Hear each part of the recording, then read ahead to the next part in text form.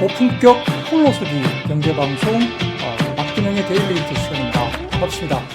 어제에 이어서 오늘 두 번째 시간인데요. 저는 IBK투자증권 영업부에 근무하고 있는 박근영 부장입니다.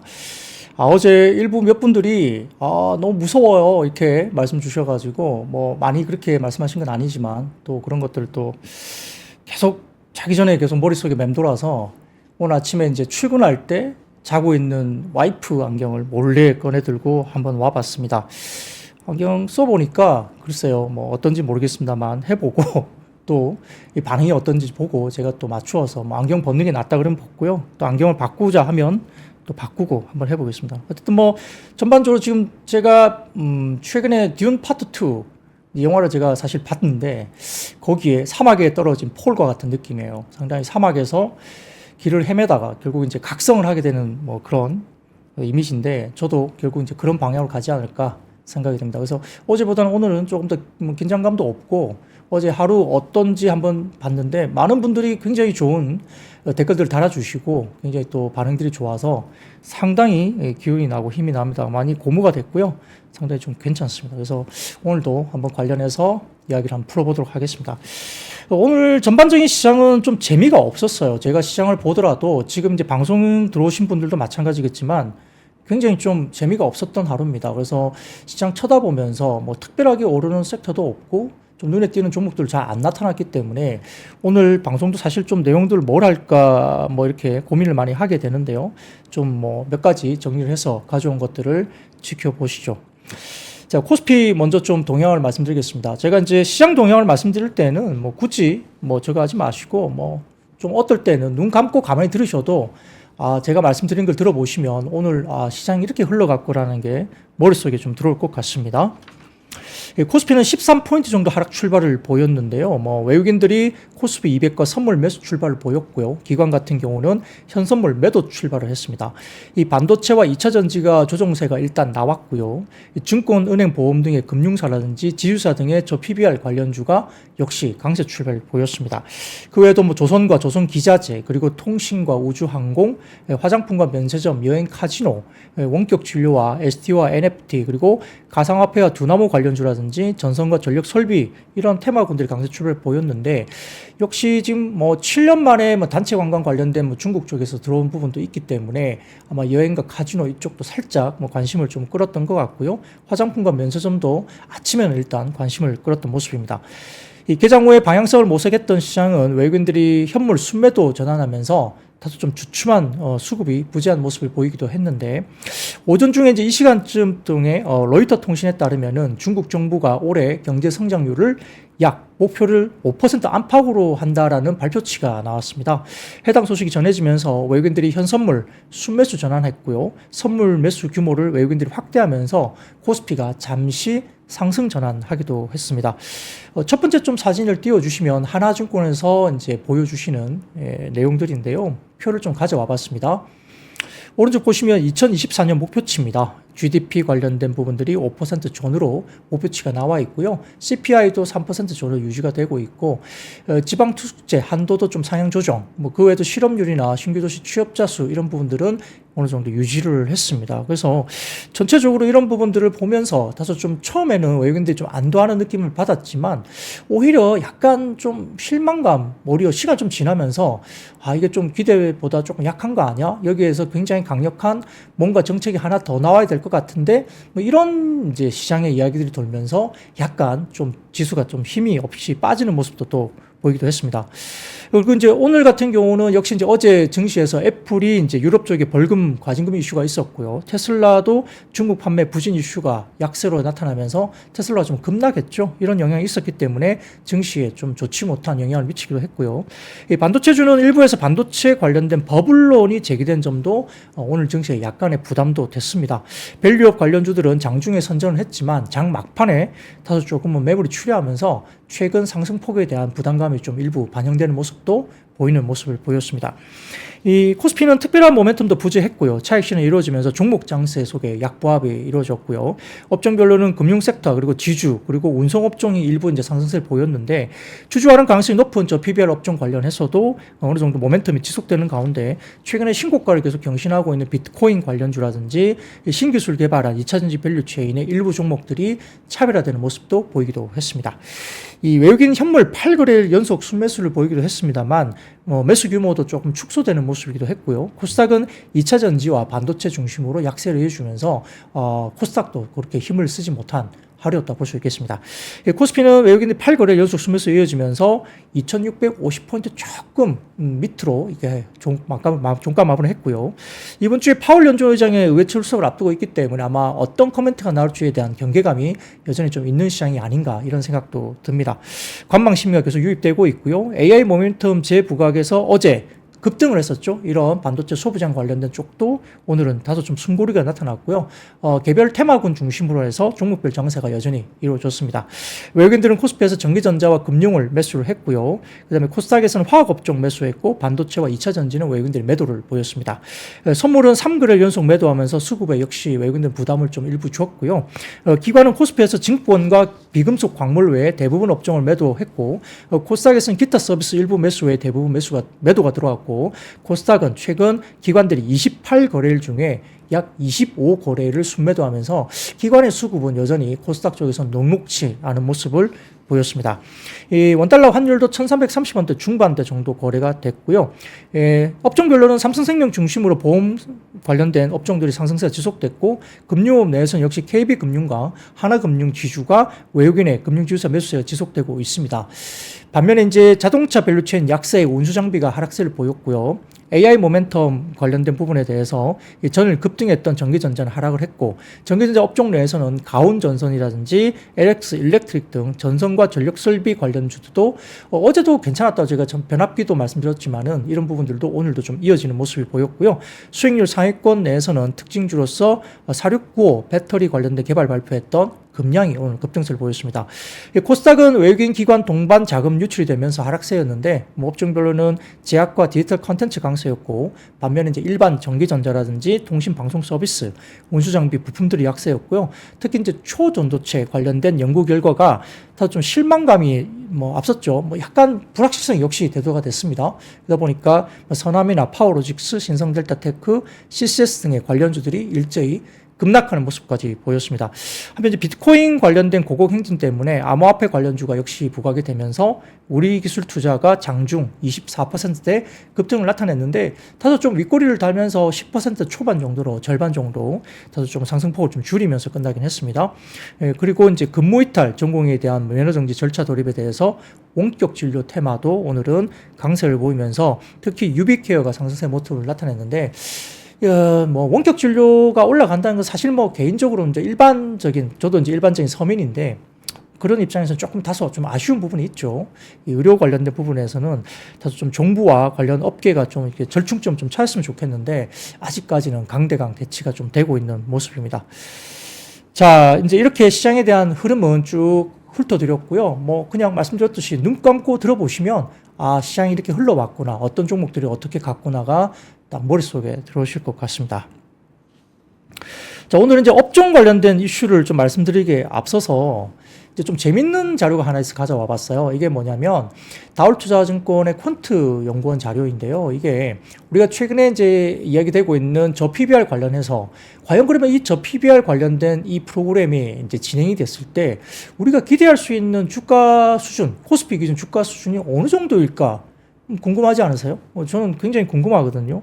과연 이제 이 관련된 밸류 프로그램이 만약에 진행이 되면 코스피가 어느 정도까지 정말 갈 수 있지? 우리가 전고점을 넘을 수 있나? 3,300 정도 이상 갈 수 있나? 이런 것들에 대한 사실 굉장히 좀 호기심도 있었고요. 그래서 이 관련된 다울투자증권의 퀀트 자료가 있는데, 물론 이제 이 관련된 기준은 생각하기에 따라서 좀 기준점이 좀 달라질 수도 있고, 변수가 여러 가지 있을 수 있겠지만, 더 좀 재밌는 그래도 분석 자료라서 한번 가져와 봤습니다. 여러분도 되게, 궁금하실 자료일 것 같아요. 그래서 저도 한번 가져와 봤는데, 자, 사진을 좀 띄워주시죠.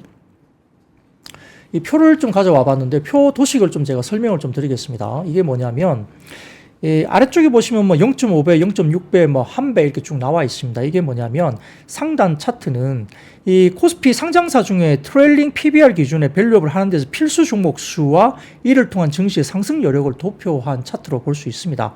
구체적으로 X축의 PB 값은 현재 해당 배수 이하에서 거래된 기업들이 각 밸류에이션까지 상승한다는 가정을 가져간 겁니다. 그래서 예컨대 이 표에서 제일 왼쪽에 보시면은 0.5배 이하에서 거래되는 코스피 종목 수는 현재 297 종목으로 표시가 되어 있죠. 그리고 이 기업들이 0.5배 미만으로 PBR 거래가 되고 있는데 이 297개 종목이 0.5배까지 딱 갔을 때 정부의 프로그램을 통해서 상승한다는 가정하에서 코스피 지수는 약 2818포인트 정도까지 상승이 할 수 있다 이렇게 평가가 된다고 합니다.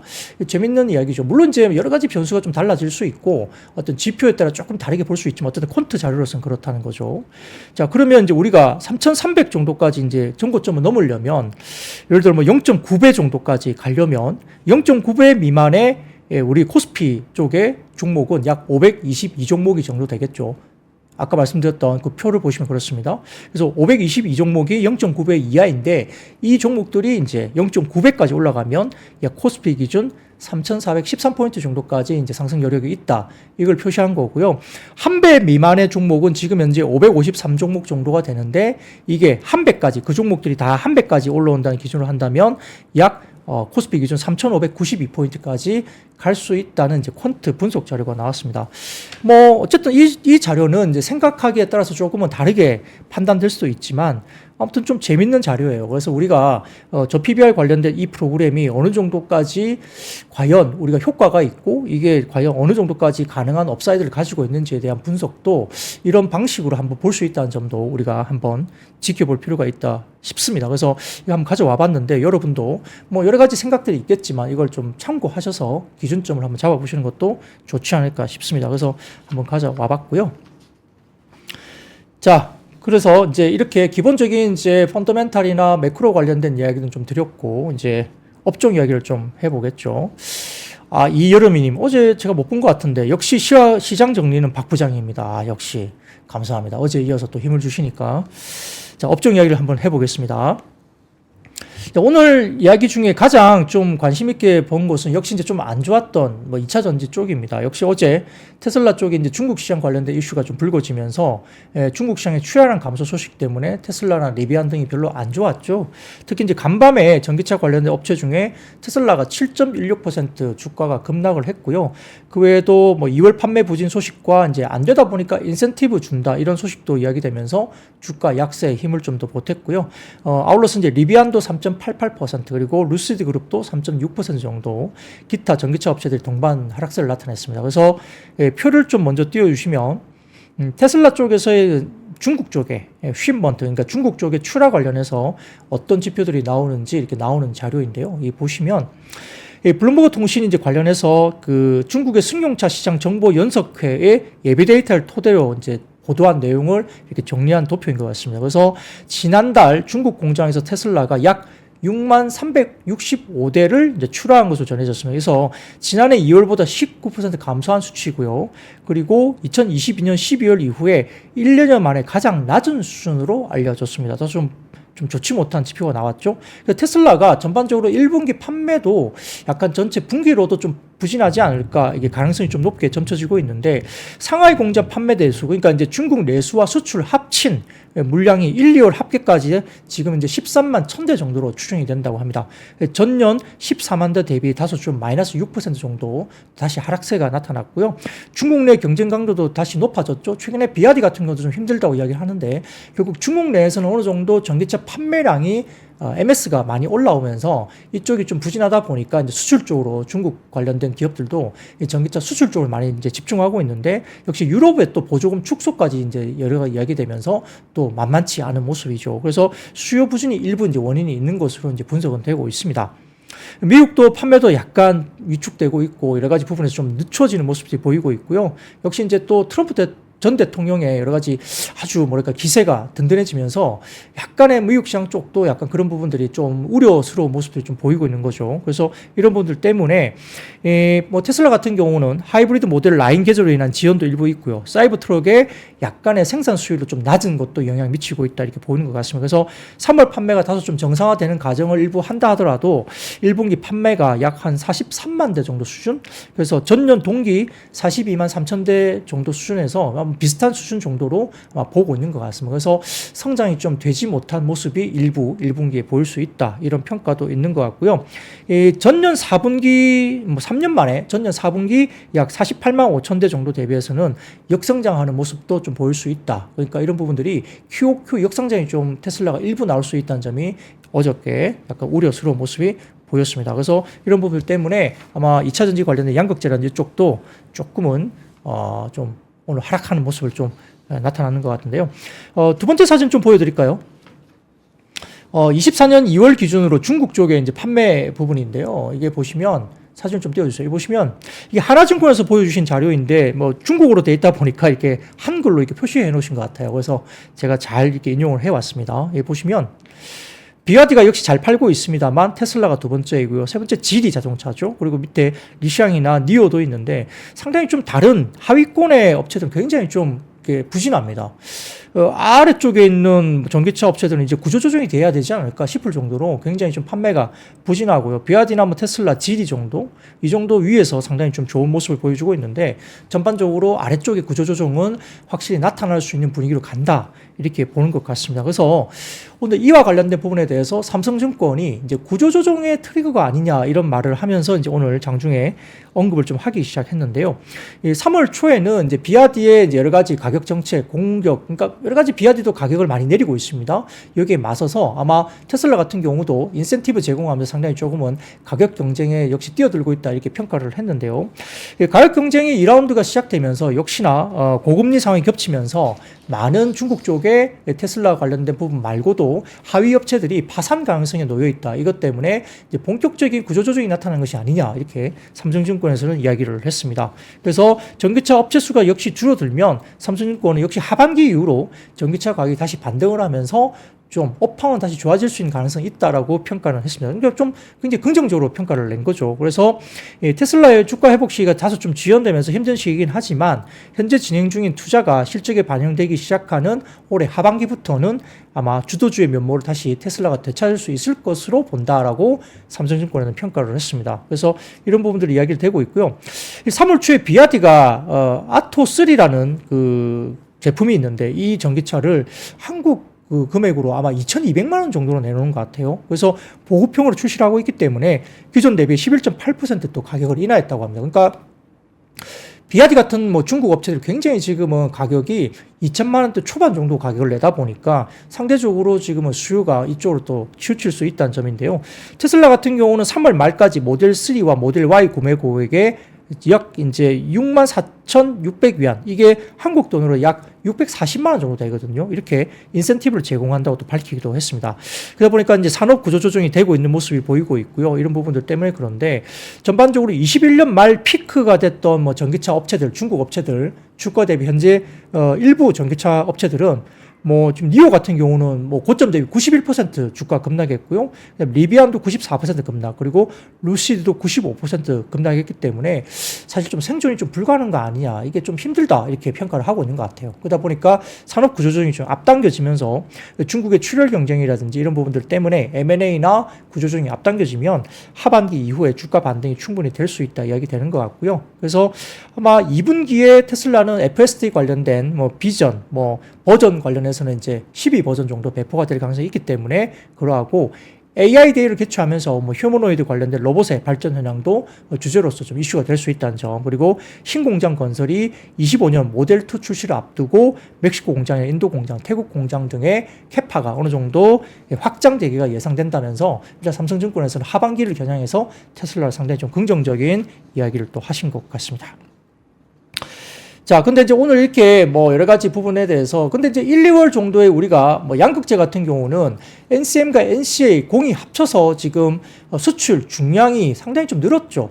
1월 달이 아마 12월 달 대비로도 굉장히 많이 늘었고, 그리고 2월에도 1월 달 대비로도 플러스 증가가 났기 때문에 아마 NCM과 NCA 합산 양극재 수출이 중량 기준으로 늘었다는 점 때문에 바닥론 이야기가 되고 있고, 탄산 리튬도 선물 가격이 뭐 12만 위안 정도로 중국 시장에서 올라오면서 다소 좀 주춤은 했지만 9거래일 연속 이제 올랐죠. 그러니까 보니까 리튬 가격의 바닥론, 그 다음에 우리가 NCM과 NCA 관련된 수출 중량이 2달 연속 늘었다는 점에서 상당히 좀 주가 부분은 뭐 바닥 쪽에서 좀 사야 되는 거 아니냐, 비중을 좀 늘려야 되는 거 아니냐, 이런 이야기도 조심스럽게 나옵니다.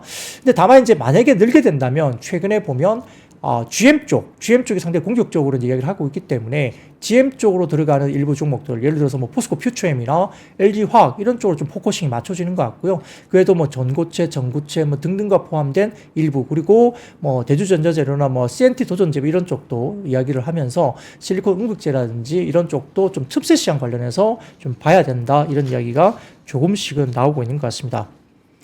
근데 이제 오늘 2차 전지 관련해서는 오늘 핫하게 올라간 곳이 어딜까요? 그러니까 모든 게 안 좋았다는 건 아니거든요. 전체적으로 2차 전지 가운데 오늘 급등한 종목이 있었죠. 금량 아닙니다. 금량 아니고요. 급등한 종목은 장비주입니다. 장비주. 그래서 오늘 PNT랑 그 다음에 CIS 상당히 좀 군계 일학처럼 굉장히 급등을 보였는데요. 오늘은 뭐 그 말씀을 좀 드리고 싶습니다. 그래서 미래에셋증권에서 오늘 리포트가 나왔습니다. 장비주에 관련해서 이제 투자를 재개해야 된다라고 이제 이야기를 하면서 미래에셋증권에서 이제 리포트를 냈는데, 첫 번째 팩트는 이제 실적 상향 관련된 팩트입니다. 그래서 공정 혁신과 OEM 자체 생산에 주목을 하면서 실적이 올라오는 종목을 보자라는 개념의 리포트가 일단 나왔고요. 팩트 첫 번째죠. 그래서 두 가지 종목을 이야기했어요. CIS하고 PNT 딱 집어서 이야기를 했고요. 24년 매출액을 기존 대비 CIS 같은 경우는 미래에셋증권은 기존 대비 44.9% 상향 조정을 했고요. PNT 같은 경우는 기존 매출액 대비 94.8% 상향 조정을 했습니다. 대규모 상향 조정을 일단 했고요. 여기에 따라서 배터리 장비 내에서 전국 공정 업체들을 최선호주로 이제 부각을 시켰습니다. 그래서 신규 수주 같은 경우도 올해 같은 경우는 CIS 같은 경우에 각각 51.2%, 그 PNT 같은 경우는 신규 수주가 23.4% 성장하면서 각각 수주가 CIS는 9,210억, 그리고 PNT 같은 경우는 수주가 1조 1,500억대로 신규 수주 성장을 기대한다는 평가를 냈습니다. 사진을 좀 보여드릴까요? 미래에셋증권에서 나온 PNT와 CIS 매출액과 영업이익률 추이 관련된 자료입니다. 자료를 좀 띄워주세요. 여기 보시면 왼쪽이 PNT입니다. 여기 보시면은 막대 그래프, 회색 막대 그래프가 매출액 추이고요. 그 다음에 오렌지색 실선이 영업이익률인데 전반적으로 상당히 좋은 모습을 보여주고 있죠. 그리고 견조하게 PNT가 상당히 견조하게 계속 좋았고요. CIS는 약간 들쑥날쑥했지만 그래도 최근에 회색 막대 그래프가 급격하게 올라온 모습을 보이고 있고, 영업이익률도 플러스권에서 상당히 좀 긍정적으로 이렇게 흐름이 나타나는 것도 볼 수 있겠습니다. 두 번째 사진 보여주시면 전국 공정업체 실적 상향 조정인데요. 두 번째 사진 좀 도표를 띄워주시면, 네. 이 보시면은 지금 CIS하고 그 다음에 PNT의 YY 성장률이라든지 24년 매출액, 그 다음에 기존 대비 신규가 어떤지에 대한 부분들에 대해서 나오고 있습니다. 지금 CIS 같은 경우는 기존의 매출액을 뭐 어느 정도 잡았나요? 지금 뭐 굉장히 많이 잡았죠. 263.7 여기에서 449.3 이렇게 올라왔죠. 그래서 이게 아마 이 표시 기준점이 뭐 10억 단위인가요? 뭐 어쨌든 그렇습니다. 그래서 이렇게 나와 있는 거고요. 실적 상향은 이제 기존 대비 신규로 어떻게 상향 조정했는지가 나오는 표이니까 이런 것들 좀 보시면서 이야기되면 될 것 같고, 그러다 보니까 24년 영업이익 상향 조정도 급격하게 올라오고 있죠. EPS도 당연히 그럴 거고요. 그래서 이런 부분들 대해서 밑에 보시면 EPS 관련된 부분에서 CIS라든지 PNT 관련된 신규 잔고 추이 전망도 점진적으로 올라온 모습을 보이고 있기 때문에 꾸준하게 올라온 것은 CIS가 상당히 좋은 모습이었고요. PNT도 높은 수주 잔고가 가지고 있으면서 상당히 높게 형성되고 있는 모습도 보이고 있기 때문에 최근 흐름을 본다면 잔고 추이에 대한 어떤 상승률, 증가율 전망은 CIS가 좀 속도가 빠르고 증가율이 상당히 높게 나타나는 모습도 보이고 있습니다. 그래서 이런 부분들도 조금은 참고를 좀 하시면 될 것 같습니다. 그래서 이런 부분들이 CIS나 PNT 관련된 쪽에 오늘 급등을 나타내는 모습이고요. 이 방다리 핫바지님, 2차전지 장비까지는 손이 잘 안 나가던데, 뭐, 그렇죠. 아무래도 이제 우리가 좀 익숙한 게 양극재나 그 다음에 일부 이제 셀업체, 그리고 최근에 뭐 전구체나 전고체, 뭐 일부 이제 도전제 뭐 이런 쪽에 매매를 또 많이 하셨을 것 같은데, 장비 쪽이 아무래도 이제 좀 흐름들이 연속성이란 게 많이 보이지 못했던 그런 측면도 좀 있습니다. 그래서 다소 좀 손이 안 나간다 모습도 보이고 있지만, 그래도 이렇게 견조하게 실적이 나오고 있다면 장비 쪽도 지금은 관심을 가져야 되고요. 우리가 이제 지금 시장에 화두가 되고 있는 뭐 저 PBR 프로그램 관련된, 밸류 프로그램 관련된 정말 여러분들 손이 안 나갔던 뭐 은행주, 보험주, 지주사 뭐 등등, 그리고 정말 실적 좋은데 욕하면서 안 사셨던 자동차 많이 올라갔잖아요. 그러니까 시장이 언제든지 스타일은 우리가 생각하는 것과 달리 바뀔 수도 있다는 점, 수급은 항상 변합니다. 뭐 사랑이 어떻게 변해 말씀하시잖아요. 수급은 항상 변합니다. 그렇기 때문에 스타일이 이제 갈 수도 있기 때문에, 물론 이제 뭐 장비주가 연속성을 가지고 갈지는 또 봐야 되겠지만, 아무튼 수급은 언제든지 변할 수 있고요. 변심하니까 수급은 믿지 마세요. 항상 변할 수 있습니다. 그래서 그런 것도 좀 보시고, 장비주들의 흐름이 오늘 확실히 좀 달라졌다는 점도 한 번 더 보시면 될 것 같습니다. 그래서 이런 것도 좀 참고하시고요. 거기다가 이제 약간 공정 혁신에 대해서 좀 주목을 한다는 멘트도 냈는데, 장비주에 대해서 습식 쿼터가 하이브리드 쿼터, 그리고 건식 쿼터로 변한다. 그래서 이런 것들에 대해서 나와 있는데, 사실 저도 이제 장비가 이 쿼터가 뭐지? 여러분 아시나요? 쿼터? 저도 좀 힘듭니다. 그래서 이 쿼터란 게 뭐야? 이야기 나왔는데요.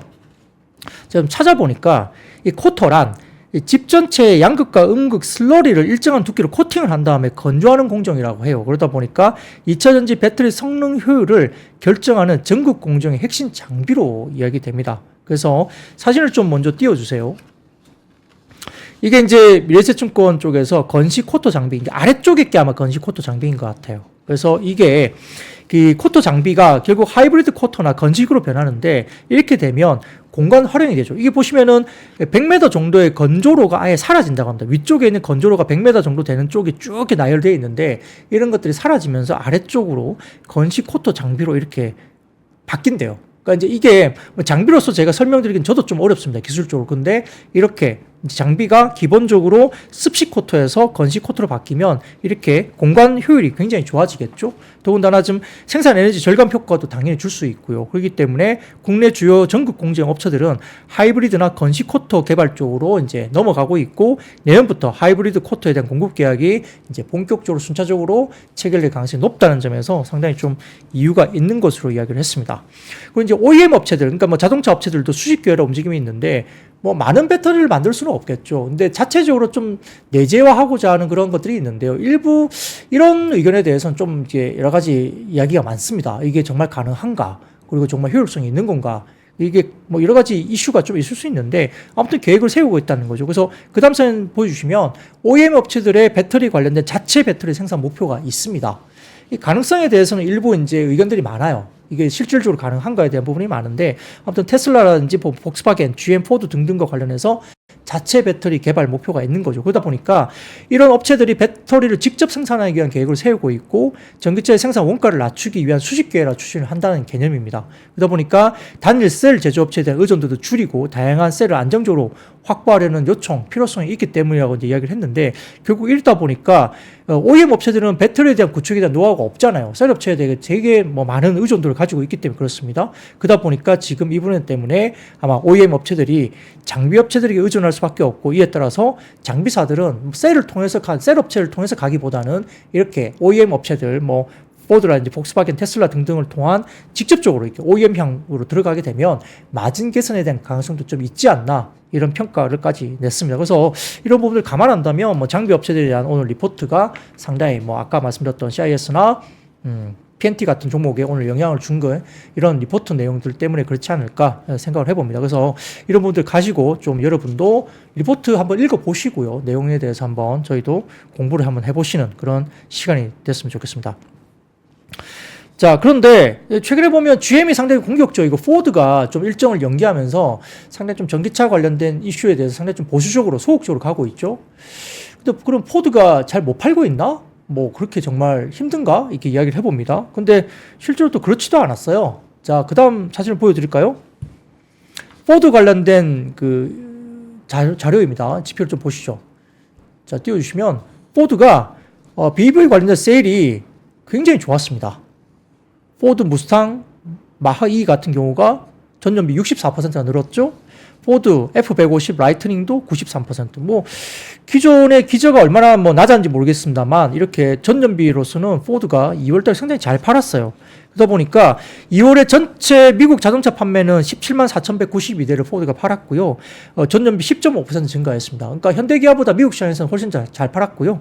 그다음에 HEV 판매가 32% 전년비 늘었고요. EV 판매도 포드가 전년비 81% 증가하면서 2월 판매 전체 증가를 상당히 견인했습니다. 그러니까 2차 전지 판매가 뭐 테슬라가 좀 안 좋았던 거는 이제 지표로 나오는데 포드가 의외로 약진을 했어요. 생각보다 굉장히 보수적으로 봤고 좀 어려울 것이다. 오히려 이제 GM 쪽이 굉장히 좀 적극적인 행보를 보일 것이다 생각을 했는데 오히려 포드가 이렇게 상당히 2월에 좋은 모습을 보였다는 점은 수요가 정말 좋은 것이 맞느냐 생각할 정도로 나쁘지 않은 부분도 분명히 있었다 생각할 수 있겠고요.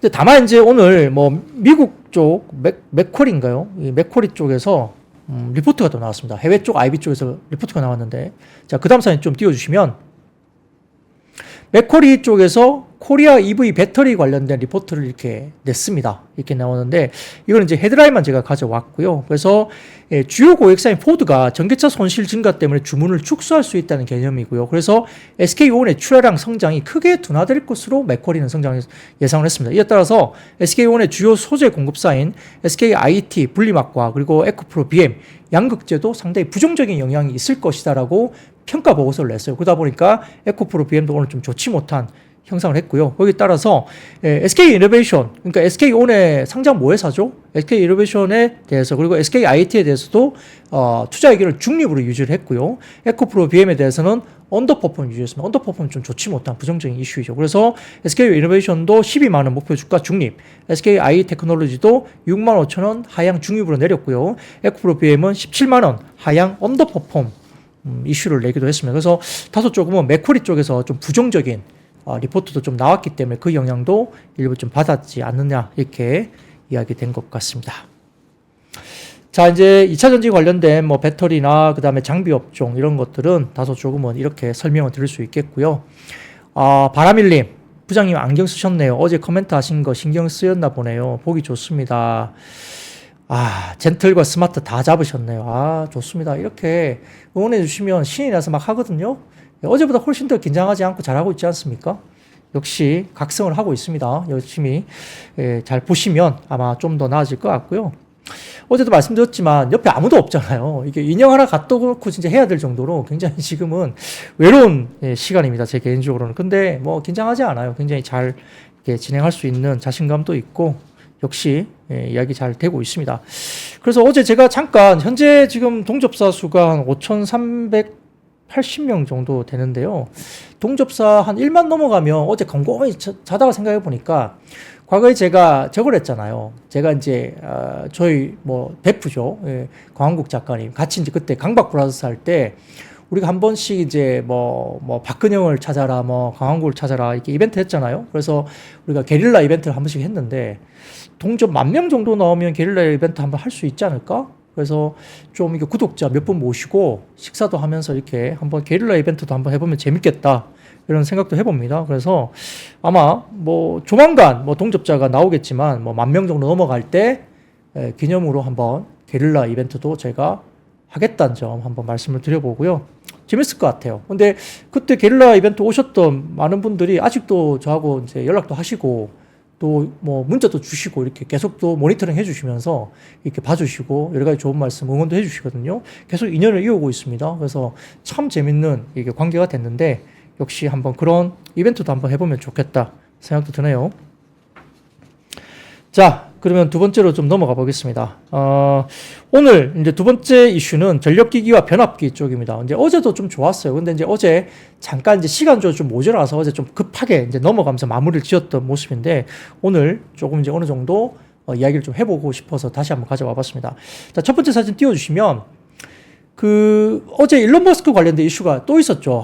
역시 이제 일론 머스크는 어디 가나 이제 항상 어떤 이슈의 중심에 있는데, 오픈 AI 이제 고소도 하고요. 이게 뭐, 돈 안 벌겠다, 수익성 하지 않겠다, 뭐 이런 것들 해놓고 왜 이렇게 반하는 사업을 하느냐 해가지고 또 오픈 AI 고소도 했고요. 그 다음에 어제 일론 머스크가 이렇게 이야기를 했습니다. 그래서 미국의 변압기 시장 관련해가지고 변압기 부족에 대한 발언이 나왔습니다. 그래서 보시 월드 컨퍼런스 쪽에 이제 참석을 해가지고 일론 머스크가 변압기 부족에 대한 발언을 하면서 현재로서는 AI 확대 때문에 칩이 쇼티지지만 내년 정도 기준을 넘어가면 역시 강압 변압기가 공급 부족으로 갈 것이다. 그래서 변압기 쪽에 쇼티지가 나올 것이다. 이렇게 언급을 또 했습니다. 그래서 최근에 온라인에서 보여주는 AI 컴퓨팅은 6개월마다 10배씩 정도 늘어난다 이렇게 증가하는 것을 보이면서 이 성장세가 역시 영원히 이어질 수는 없겠지만 그럼에도 불구하고 지금의 칩의 AI 칩의 러시는 골드 러시 때보다 규모가 더 크다고 언급을 했습니다. 그러니까 상당히 임팩트 있게 이야기를 한 거죠. 그래서 이제 칩 수요가 늘어나면서 클라우드 서버가 더 많은 전력을 필요하고요. 현재 AI 칩 관련된 쇼티지가 나오고 있지만 다음 쇼티지는 전압과 변압기가 될 것이라고 언급을 했습니다. 그래서 25년에는 모든 칩을 구동할 만큼 충분한 전력을 아마 찾을 수는 없을 것이라고 언급까지 했습니다. 그래서 이런 부분들이 이야기되다 보니까 아무래도 변압기가 어제도 마찬가지고 전선이나 변압기 관련해서도 오늘 상당히 좋은 모습을 보여주고 있었는데요. 뭐 충분히 이해 갑니다. 왜냐하면 이제 지난번에 제가 한번 어떤 자료를 보니까 예를 들어 뭐 네이버나 일반적인 검색을 가지고 이렇게 우리가 검색 툴을 가지고 검색하는 것과 그다음에 챗 GPT로 우리가 이제 AI를 돌려서 챗 GPT로 한번 검색을 돌릴 때 챗 GPT로 돌리는 검색했을 때의 1회, 그러니까 같은 조건의 1회 검색했을 때 전력량이 10배 정도라고 합니다. 그러다 보니까 이게 뭐 상당히 지금 기하급수적으로 AI 관련된 쪽이 늘어나고 있고 그러다 보면 전력 관련된 부분들이 엄청나게 늘어날 수밖에 없겠죠. 아마 지난번에 CPI 나올 때 기본적으로 우리가 유가 관련된 에너지 쪽은 상당히 많이 지표가 빠졌지만 전기 관련된 전기료 관련된 아마 섹터는 굉장히 급등하는 모습을 보였을 거예요. 그게 결국 이렇게 데이터 센터가 급증하면서 전기와 관련된 부분들이 많이 올라오는 부분을 보였기 때문에 이런 부분들 역시 뭐 전선이나 변압기 쪽에 지금은 인프라 투자도 물론 법안도 있기 때문에 여러 가지 부분에 대해서 이제 가시적으로 가고 있겠지만은 결국은 이런 AI 칩 수요 때문에 변압기나 뭐 이런 관련된 전선 이쪽도 상당히 AI의 모멘텀으로 갈 수 있다. 이런 부분들이 이제 지적되고 있는 것이고요. 자, 거기다가 이제 그렇게 이제 뭐 전선이나 변압기 이런 것들 이야기되고 나니까 이제 전력 관련 이슈가 불거지잖아요. 그러다 보니까 다음 시장 띄워주시죠. 다음 사진 보여주시면 데이터 센터 쪽에 지금 이제 핫한 게 뭐냐면 액침 냉각 기술입니다. 이게 액침 냉각 기술인데 역시 이제 어제 잠깐 말씀드렸죠. GST 이제 국내 관련된 뭐 종목 중에서는 GST 이야기 되는데 GST 말고 두 개 업체가 더 있습니다. 이야기 되고 있지만 그 두 개 업체는 기술력을 가지고 있는 건 아니라고 해요. 아마 관련된 액침 냉각 관련된 유통사, 그러니까 이제 어떤 기계를 유통하는 뭐 어떤 그런 쪽인데 장비를 유통하는 쪽이고요. GST는 3웨이브라는 어떤 관련된 서버용 관련된 이 액침 냉각기를 작년 3월인가 아마 공개적으로 만들어서 제품을 출시했기 때문에 이제 기술을 갖고 있다 부각이 되면서 GST가 어제 급등했고 오늘 빠지다가 종가 기준으로 다시 올라왔죠. 그래서 상당히 좀 빨리 올라왔는데 물론 이제 이틀 동안 급등을 해서 GST가 이제 어떤 식으로 갈지는 모르겠습니다. 약간 조정이 뭐 내일은 나올 수 있겠죠. 근데 아무튼 뭐 액침 냉각 쪽이 미국 쪽에 버티브라는 종목이 있습니다. 급등을 했기 때문에 액침 냉각 관련된 쪽이 상당히 좀 주목을 받으면서 가고 있다는 점도 우리가 좀 봐야 되겠죠. 그래서 한번 이 부분도 뭐 많은 관련주가 많이 없습니다만 그래도 조금 우리가 주목을 가지고 한번 공부를 해보자 말씀을 좀 드리겠고요. 그래서 기본적으로 미국 같은 경우는 신재생 에너지가 확대되고 전기차 보급도 확대되고 송배전 설비가 노후화되면서 AI 반도체 수요까지 증가되다 보니까 변압기나 전력 수요가 상당히 높아진다 이게 볼 수 있습니다. 그래서 그 다음 사진 좀 띄워주실까요? 여기 보시면 독립 리서치 그로스 리서치에서 올려준 자료를 제가 발췌를 해봤습니다. 이런 자료를 또 어디서 잘 찾아주셔가지고 제가 감사하게 가져와 봤는데 여기 보시면 이 파란색은 이제 송전 쪽이고요. 그 다음에 자세히 보시면 초록색이 보면 이게 배전 쪽이고 그 다음에 검은색 쪽은 이제 발전 쪽이고요.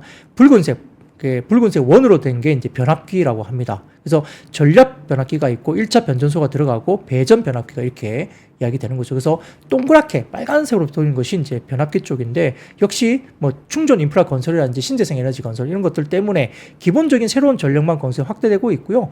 노후화 때문에 거의 한 7, 80% 정도가 노후화되고 있죠. 30년 이상 노후 주기, 교체 주기가 있기 때문에 이런 부분들이 결국은 평균 설치 수명만 25년 초과한 그런 노후화 설비 때문에 결국은 가는 것이다. 이렇게 작년에도 말씀을 드렸는데 역시 이런 부분들이 결국은 변압기 시장 수출 의존도가 미국 같은 경우는 변압기 시장에서 이게 수입 의존율이 80% 넘어간다고 합니다. 그러니까 아무래도 이제 해외 쪽에 있는 제품들을 사와야 되는데 이런 것들이 지금 한국 기업들의 변압기가 이제 시장이 이제 수출 쪽으로 북미 쪽에 상당히 집중되어 있고 유럽이나 뭐 중동 이쪽도 상당히 좋아지는 것이죠. 그러다 보니까 이야기 되는데요.